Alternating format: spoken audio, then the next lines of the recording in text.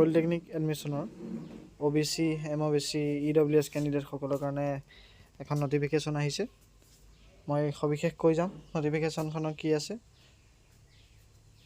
আৰু কিছু সংখ্যকে ভুল মাৰ্কছ ডিটেইলছ এণ্টাৰ কৰাৰ কাৰণে ৰেজিষ্ট্ৰেশ্যনৰ সময়ত তেওঁলোকৰ এপ্লিকেশ্যন ৰিজেক্ট হৈছে। তেতিয়া তেওঁলোকে এতিয়াও এডমিশ্যন ল'ব পাৰিব।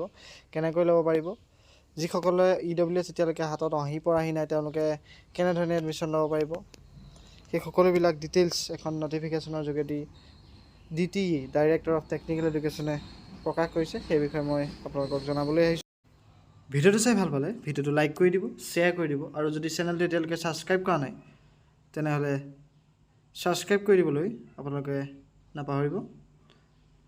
এতিয়া কথাটো হৈছে পলিটেকনিক এডমিশ্যনৰ সেই যি OBC MOBC NCL, সেইখন NCL বহুত ষ্টুডেণ্টে এবাৰ NCL OBC MOBC অপশ্যনটো ক্লিক কৰিলে, কিন্তু তেওঁলোকে NCLখন আপলোড নিদিলে। EWS কেণ্ডিডেট হিচাপে এপ্লাই কৰিলে, কিন্তু EWSখন তেওঁলোকে আপলোড নকৰিলে। তেওঁলোকৰ কাৰণে এইখন এখন নটিফিকেশ্যন। এইখনত লিখা আছে যে যিসকল OBC MOBC কেণ্ডিডেটে NCL আপলোড নকৰাৰ কাৰণে তেওঁলোকে ৰিজেক্ট কৰিছে, তেওঁলোকে এতিয়া NCLখন তেওঁলোকৰ পৰ্টেলত গৈ আপলোড কৰিবগৈ পাৰিব। 19 আগষ্টৰ ভিতৰত তেওঁলোকে আপলোড কৰিব পাৰিব। তেওঁলোকক OBC কেণ্ডিডেটৰ পৰা ৰিজেক্ট কৰি তেওঁলোকক UR কেণ্ডিডেট হিচাপে গণ্য কৰা হৈছিল। সেয়েহে তেওঁলোকক হয়তো EWSত OBC কেণ্ডিডেট হিচাপে OBC কোটাত তেওঁলোকৰ নাম অহা নাছিল। তেওঁলোকে এতিয়া যদি 19 আগষ্টৰ ভিতৰত NCL চাৰ্টিফিকেটখন দিব পাৰে, তেতিয়াহ'লে তেওঁলোকে OBC কোটাত ছিট পাব। নহ'লে তেওঁলোকক আনৰিজাৰ্ভ কেটেগৰী হিচাপে এডমিশ্যন প্ৰচেছত আগবঢ়াই লৈ যাব DTE।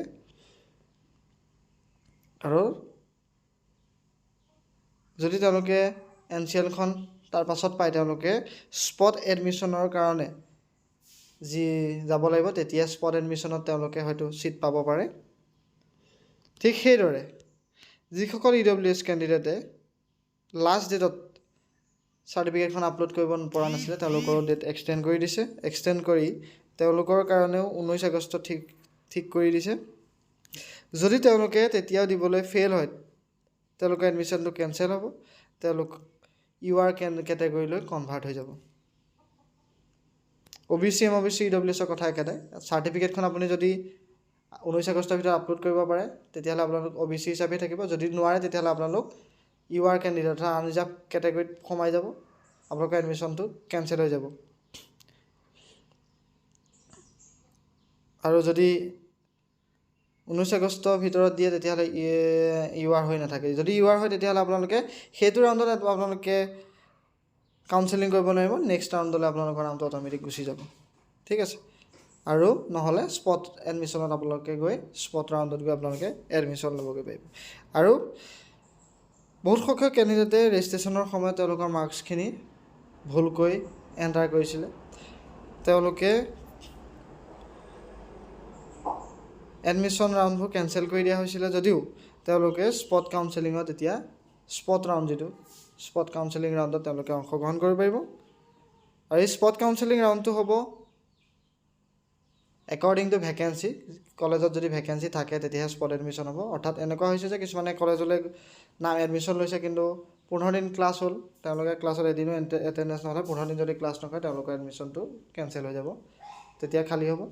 কিছুমানে ধৰক এটা ডিপাৰ্টমেণ্টত এডমিশ্যন লৈছিল, আপগ্ৰেড কৰি দিলে, আপগ্ৰেড কৰি সেই ডিপাৰ্টমেণ্টটো এৰি বেলেগ এটা ডিপাৰ্টমেণ্টলৈ গুচি গ'ল, তেতিয়া এটা ডিপাৰ্টমেণ্টত এডমিশ্যন খালী হ'ল, তেতিয়া আপোনালোকে স্পট এডমিশ্যনৰ কাৰণে হ'ব।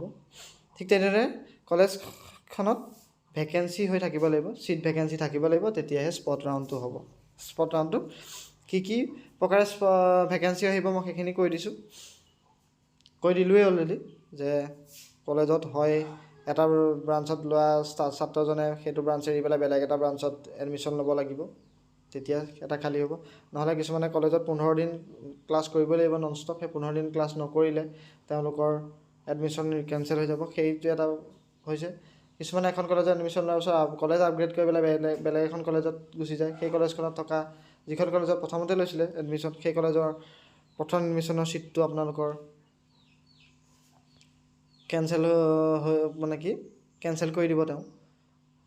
গতিকে এই কলেজখনত তেওঁৰ ছিটটো খালী হৈ গ'ল। সেই যিমান ছিট হ'ব সেই ছিটখিনি যেতিয়া 5th কাউন্সেলিঙলৈকে যাব, তাৰপিছত যিখিনি ছিট খালী থাকিব, তেনেদৰে সেই প্ৰক্ৰিয়াটোত যেনেদৰে ছিট খালী হৈ যাব, খালী হোৱা ছিটখিনিত আপোনালোকৰ স্পট এডমিশ্যন হিচাপে স্পট কাউন্সেলিং হ'ব। আপোনালোকে গৈ তাতে ৰেজিষ্ট্ৰেশ্যন কৰি আপোনালোকে নিজৰ নিজৰ ডিপাৰ্টমেণ্টখিনি ল'ব পাৰিব। এইখিনি হৈছে প্ৰচেছ। গতিকে আপোনালোকে যদি NCL চাৰ্টিফিকেট দিয়া নাই, OBC MOBC কেণ্ডিডেটসকলে, যদি EWS কেণ্ডিডেটসকলে তেওঁলোকৰ EWS চাৰ্টিফিকেটখন আপলোড কৰিবলৈ থাকি গ'ল, তেওঁলোকে অতি সোনকালে 19 তাৰিখৰ আগত, আগষ্টৰ 19 তাৰিখৰ আগত আপলোড কৰক, নহ'লে আপোনালোকৰ OBC কেটেগৰীটো আনৰিজাৰ্ভ কেটেগৰীলৈ পৰিণত হৈ যাব। ঠিক আছে, গতিকে আশা কৰিছোঁ ভিডিঅ'টো চাই ভাল পালে। পুনৰবাৰ কৈছোঁ, ভিডিঅ'টো লাইক কৰি দিব, শ্বেয়াৰ কৰি দিব, আৰু চেনেলটো যদি ছাবস্ক্ৰাইব কৰা নাই ছাবস্ক্ৰাইব কৰি দিবলৈ নাপাহৰিব। ধন্যবাদ।